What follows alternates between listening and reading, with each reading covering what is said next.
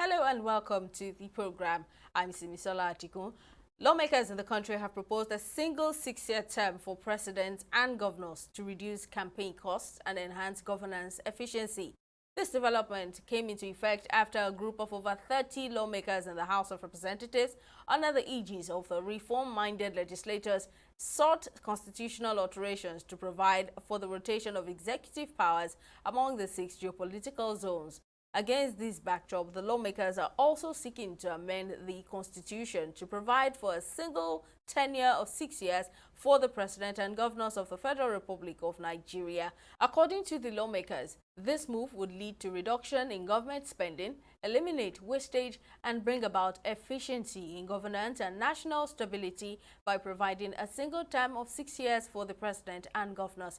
On electoral reforms, the lawmakers are proposing bills to amend the relevant sections of the Electoral Act to ensure that all elections, both presidential, governorship, National Assembly, state houses of assembly, and local government, are held on the same day. Let's listen to what the co-sponsor of the reformers bills and member representing Idiato North-South Federal Constituency, Ikenga Ugochinyere, has to say. A single tenure of 6 years, rotation of power between North and South and among the geopolitical zones and the senatorial zones for the governorship.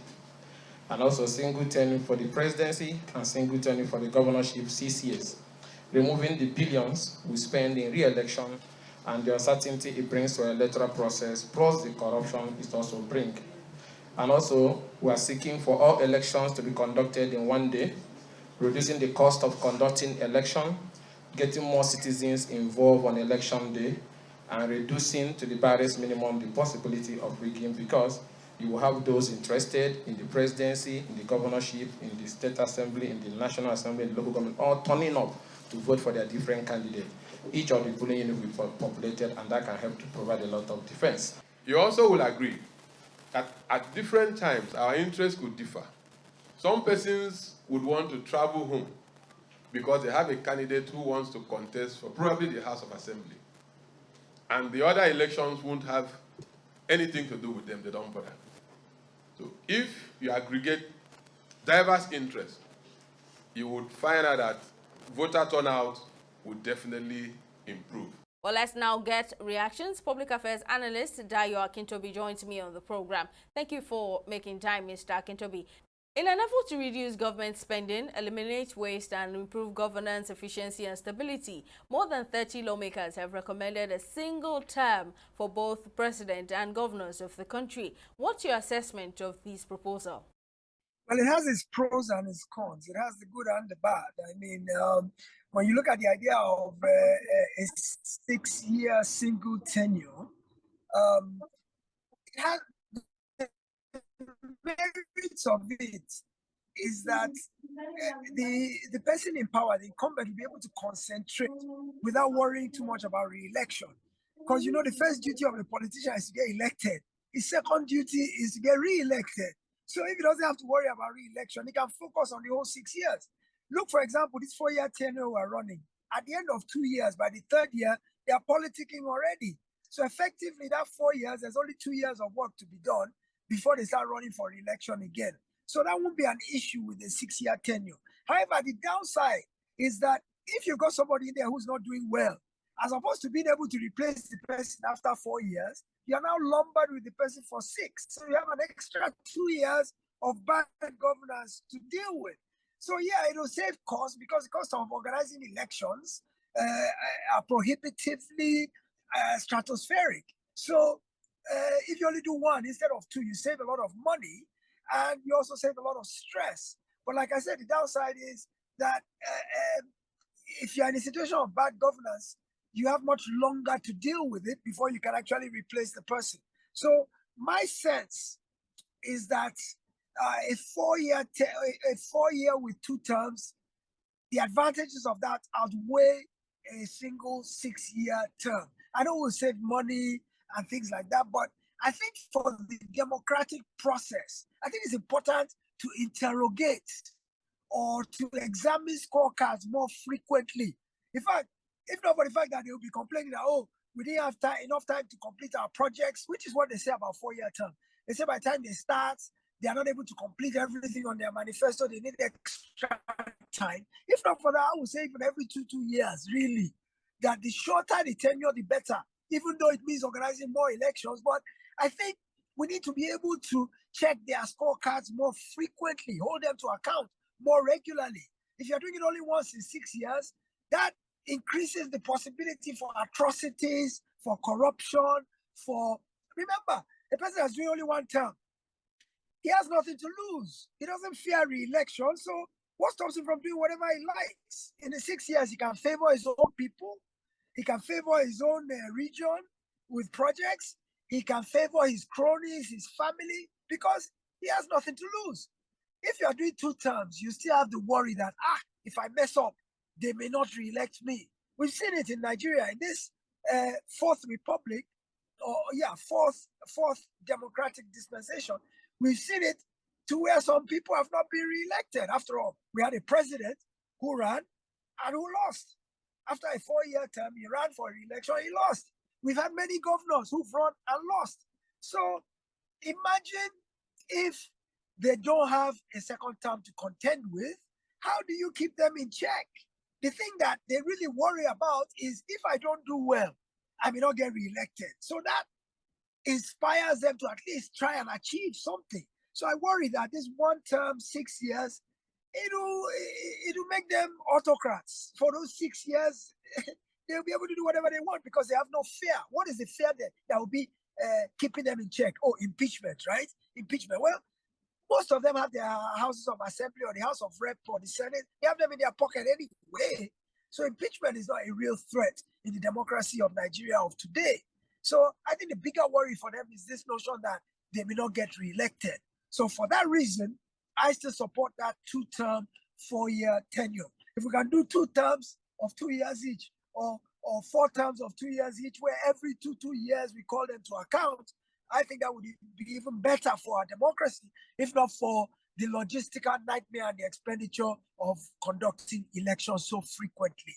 Now that the bill has passed first reading, after being, it has passed first reading, do you think that this bill will scale through the second reading? I understand it's being promoted by about 30 senators. That's only 1/3 of the total complement, or maybe about 25% of the total complement of senators.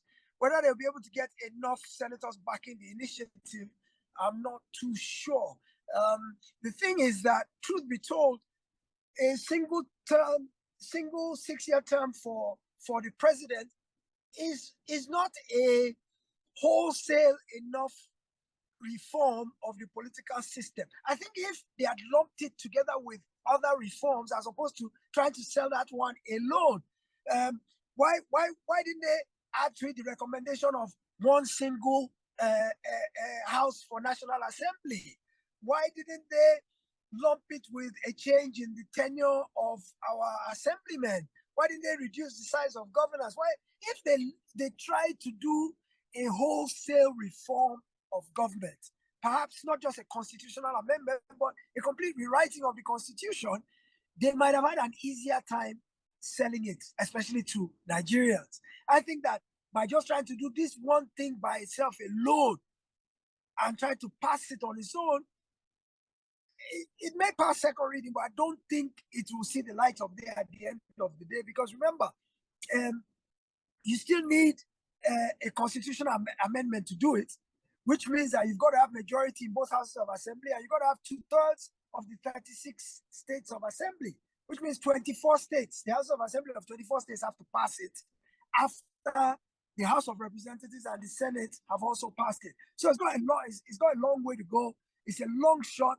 Like I said, I think it would have made more sense to the populace, to political watchers. I think it would have made more sense if it was part of a larger scale of reforms as opposed to try to do it by itself. In and of itself, it doesn't really make a big difference to our political problems, to the problems of governance, the problems of corruption, the problems of lack of transparency, the problem of all-powerful governors, the problem of irrelevant local governments that are completely subservient to the governor. All of these issues are ailing our polity, our political process. And so I would have preferred the Senate to have taken a wider look at the system as opposed to focusing on just this one thing alone. Numerous proposals, including those from Senator Kenin Amani Electoral Reform Committee, the dodgy Civil Service Reform Reports, the Confab Report, and Justice Wise electoral reforms have been made but have not yet been implemented. If passed into law, are there any chances this bill will revolutionize our political landscape? I don't think so. I don't think so. I think it needs to be one single part of a larger scope of reforms. I don't think a single 6-year term for the president is enough to sanitize what ails our political process at this time. There are so many things, especially beginning with the Constitution itself, things that are on the concurrent list, things that are on the executive list, things that are that the states should handle, issues like state police, issues like devolution of power, regionalism. There are so many things that need looking at. Remember, the 1999 Constitution that we're operating is alleged to have been foisted upon us by the military. It was,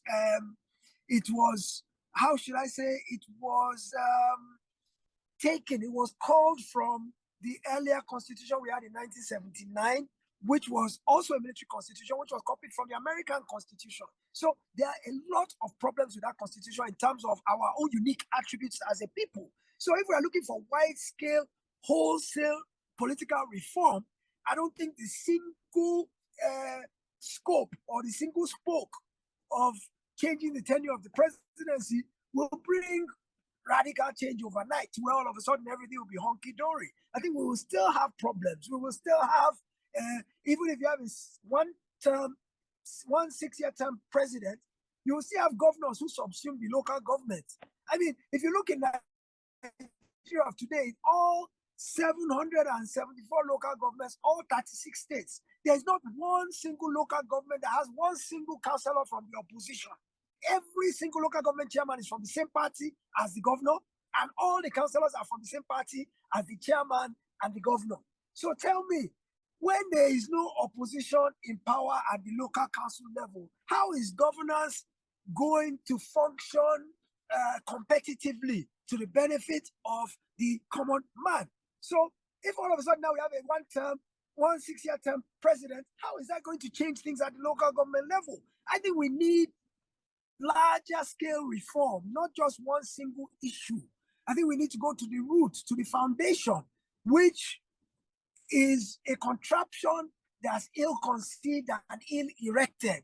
That is where the reform should start from, not just to cherry-pick one item and say, okay, let's change this and assume that it will have far-ranging effects. I'm not saying it won't make any difference, but when you are talking about wholesale political reform, I don't think just that one item will make that big of a difference to where all of a sudden now our political process will be salutary, it will be beneficial to the average Nigerian, it will start functioning better, it will be seamless. All the advantages will not just come from one single bill being passed. I think it's a lot more.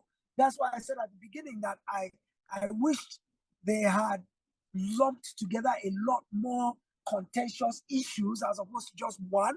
I wish they had looked at other changes that could have been done. I wish they had looked at, like I said, why if they want the governor to go one 6-year term, why are they not saying the same for the Senate? Why are they not trying to give Senate one term? Why are they not trying to give House of Rep one term? Why are they not giving governors one term? Why only the president? Why can't we look at different changes in the political process? For example, it's been said that there's an imbalance in the number of states, that the Southeast has only 5. The North, I think it's the Northwest, has 7, while all other regions have 6. So there's the argument that the Southeast is disadvantaged because it has fewer local government, it has fewer states than all the other regions. Why don't we look at that? Is there something we can do about that to make it more balanced? Can we do it that all the regions have 6 seats each? Or do we increase everybody and make sure everybody has 7? So there's too much to be reformed than for us to think that one single item will cure all that ails our political process. Right now, the lawmakers who proposed the bill also say it will help secure equitable representation while also reducing the desperation and tempo of agitation for state creation. How do you react to this? I, I don't see how now. Look, how will the fact that he's spending 6 years once instead of 4 years twice, how will that reduce agitation for state creation? How will it reduce agitation for secession? How will it, all those who are crying for self-determination now, it's not because they feel, well, to some extent they feel marginalized, but not necessarily about the presidency alone. They just feel like they've not been dealt with fairly in general. And I don't see how changing the tenure of the president alone, as you alluded to, why not the Senate also? Why not the House? Why is it only the president?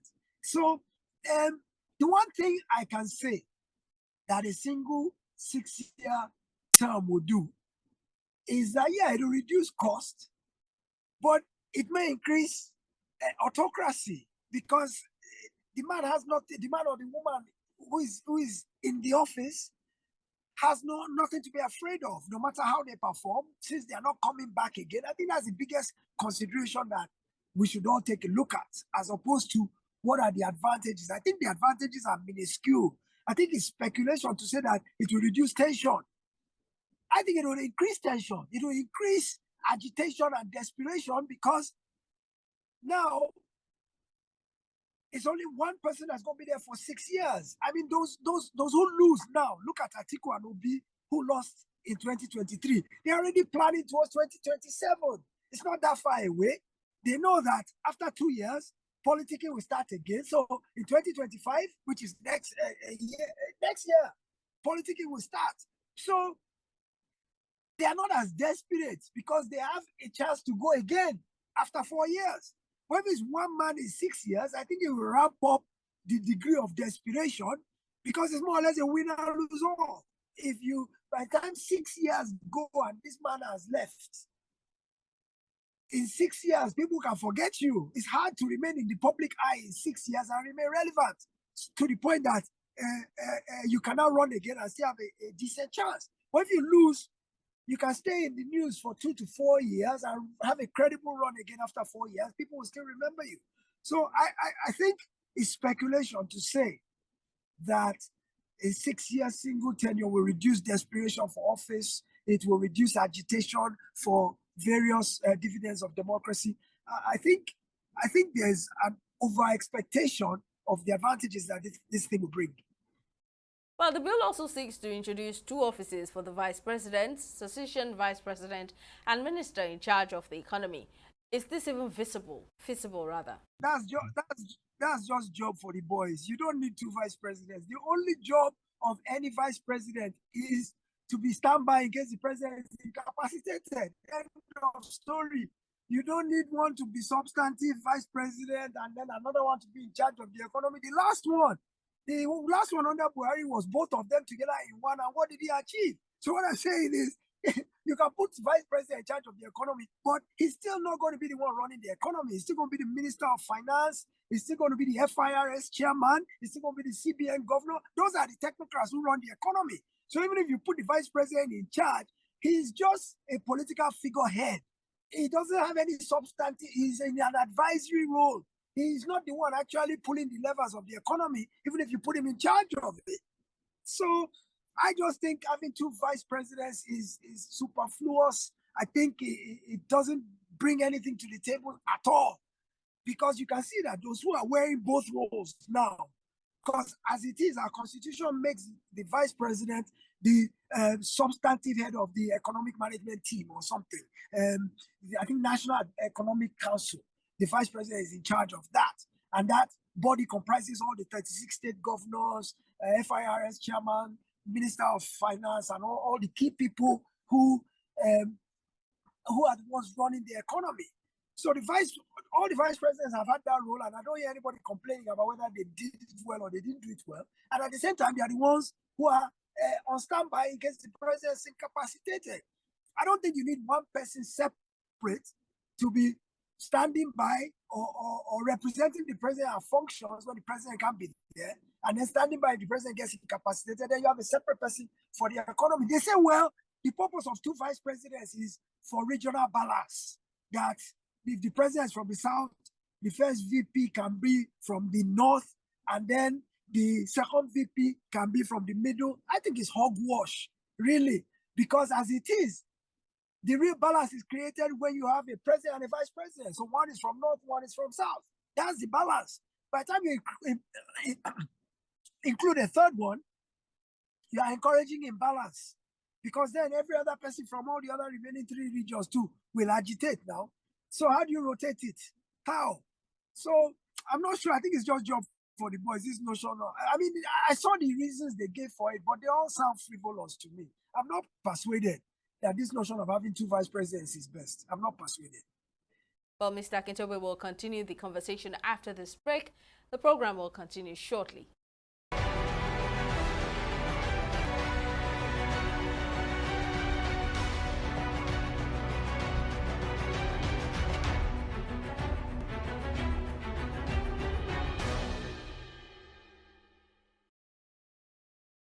Welcome back. We're still discussing lawmakers' proposal for an amendment of the Nigerian Constitution, and public affairs analyst Dayo Akintobe is sharing his thoughts.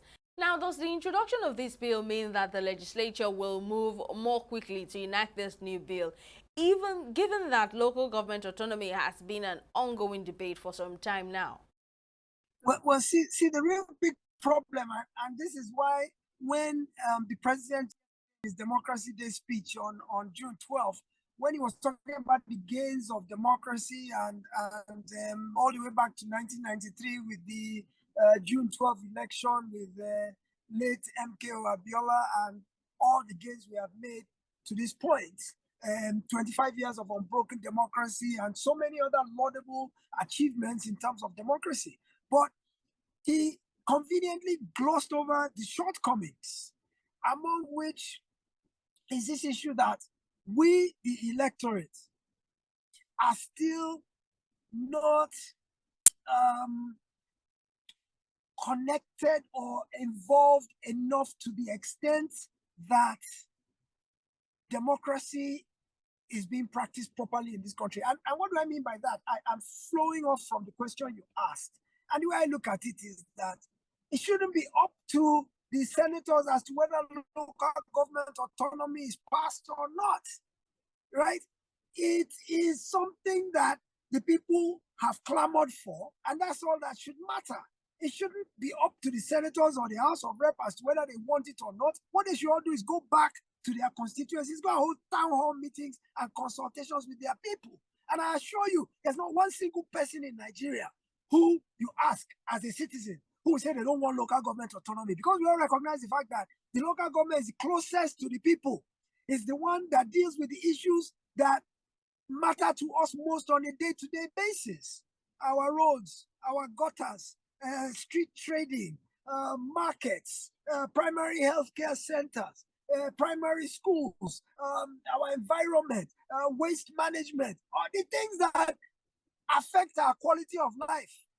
Put minimum wage aside, put employment aside, put university education aside. All those are the upper echelons of government. But the things that matter to us on a day-to-day basis, the markets where we buy the food that we eat at home, those markets are controlled by the local government. And so if the local government is emasculated, as it has been by the state governments, then how are we, the people, really benefiting? So what I'm saying is it shouldn't be up to the senators or the National Assembly in general as to whether they support local government autonomy or not. They should talk to their people. But because their people are not holding their elected representatives accountable, we don't hold them accountable. When election time comes, they come with a mess of porridge and a recharge card, and we vote for them. We vote based on sentiment, based on religion, based on region, based on tribe, based on whatever, the same language. We don't vote on who will do best for me, who has the ideas that will move my life forward. So that's why they now seem to think they are tin gods, and it's up to them as to whether they support local government autonomy or not. I don't think it's up to them. But because we, the people, are slumbering, we are in slumber, we are sleeping, So they have become autocrats, thinking that all power resides in them. No, power does not reside in the National Assembly. Power resides in the people. And once we begin to realize that and begin, that's why they all have constituency offices. Ask the average Nigerian, where is the constituency office of your senator? Where's the constituency office of your House of Rep? Have you written them a letter?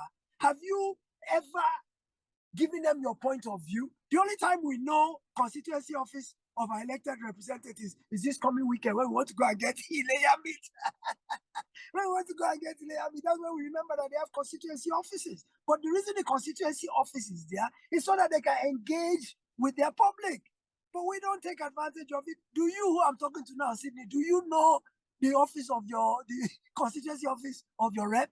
Have you ever been there before? Have you made a complaint? Have you written him a letter? Have you given your opinion on local government autonomy? So we as citizens need to begin to rise up to our own responsibilities. Democracy is not about the governors alone. It's about the governed. In fact, it's more about the governed than those who are doing the governing. So we need to wake up, really, we do. But to answer your question, I mean, I know I diverted. I'm a bit passionate about the excesses of democracy, the way we practice it. But to answer your question, well, I hope the National Assembly will have common sense enough to recognize the fact that the local government needs to be unshackled for it to begin to be able to play its role in the lives of the people. It's constitutionally mandated role. That's not to say, of course, that there won't be the corrupt among the local government chairman. That's not to say that there won't be thievery. That's not to say that there won't be nepotism in appointments. There won't be cronyism in granting of contracts and projects and all that. But we got to start from somewhere. Once we started from somewhere, we can begin policing the system and flushing out the corruption, the nefarious, flushing out all the negatives. We're going to start from somewhere. So well, I would hope that the National Assembly would know how to do the right thing. What I'm looking for really, what I would love to see in Nigeria is an NGO that monitors the votes of National Assembly members. I'm sure there's probably one out there somewhere. Monitors the votes. When election time is coming, publish a list of all the bills that were sponsored. Then show how each assemblyman voted. You voted no. When it was time for local government autonomy, you voted no. For that reason, we are not re-electing you. Let's make it public document where we can see the stands of our representatives to know how they voted. And let's use that as a barometer for their re-electability. They will begin to sit up if we do that because they know that we are watching them and we are monitoring them and we are marking down the steps they take so that on the day their report card will be issued, it won't just be based on sentiment. The facts will be there. The data will be there. Okay, so they sponsored 41 bills. You were absent for 20 of them. What are we paying you for to be absent? Then the 21 that you are present for, you voted no on 15 of them. And out of those 15, 10 were things we wanted. So, sir, your report card is F. Go back home. We are not sending you back to Abuja again. That's the way democracy should work. Public Affairs Analyst, Mr. Dayo Akintobi, thank you for talking to us. And that's how much we can take on this episode of the program. Thank you for watching. We'll see you again next time.